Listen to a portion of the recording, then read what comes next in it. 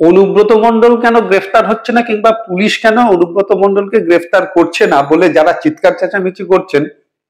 তারা ঠান্ডা মাথায় একটা জিনিস চিন্তা করে, অনুব্রত মণ্ডল গ্রেফতার হচ্ছে না তার মূল কারণ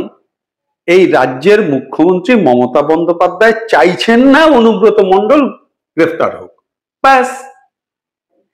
এখানে সংবিধান, আইন, পুলিশ কিছুই কাজ করবে না,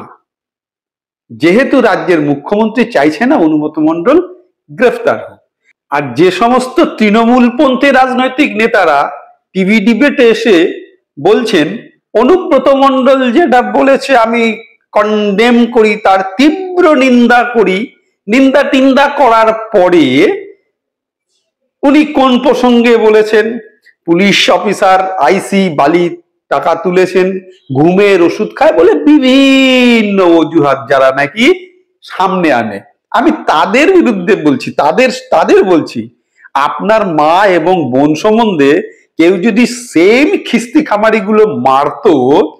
আপনারা তার তীব্র নিন্দা করার পর সেই ব্যক্তির আবার সাফাই গাইতেন। অথচ আপনারা অনুব্রত মণ্ডলের এই গালিগালাজের তীব্র নিন্দা করি, তারপরেই গিয়ে আবার তাকে সাপোর্ট করা শুরু করেন। যে সমস্ত ব্যক্তিরা, সাধারণ নাগরিকরা বলছেন অনুব্রত কেন গ্রেফতার হলো না, রাজ্যের মুখ্যমন্ত্রী চায় না অনুব্রত গ্রেফতার হোক, আর এই রাজনৈতিক নেতারা যাদের দেখলে